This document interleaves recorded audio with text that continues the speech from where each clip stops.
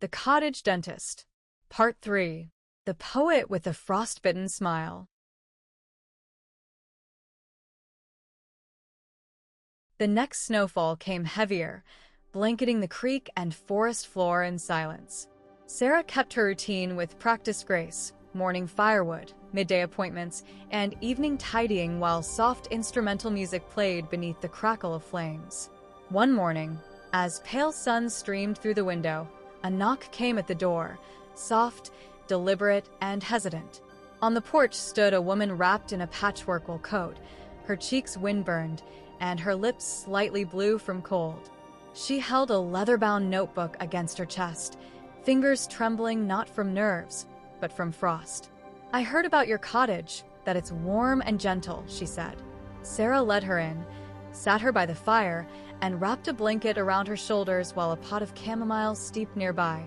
Her name was Eloise, a poet from the coast who had lost herself in a winter wandering, searching for something she couldn't quite name. When she smiled, Sarah noticed the damage: 2 chipped incisors, 1 slightly cracked molar. "Let's take a look," Sarah said, her voice calm and sure. As she examined Eloise's teeth, Eloise recited lines from her notebook, poetry caught between melancholy and revelation. Words about rivers and regret, sparrows and second chances. The warmth of the firelight, the subtle hum of healing, everything in the cottage seemed to cradle her verses. Sarah treated the damage with care, restoring what she could and soothing what she couldn't. When the work was done, Eloise touched her lips and smiled. A whole smile. She stayed for 2 days, writing in the nook beside the fireplace.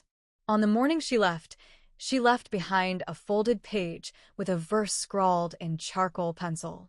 "In a cottage of white and whispering pine, a woman in pink draws poetry from molars and flame, where firelight and resin mend the quiet ache, and each smile returns, not alone, but transformed."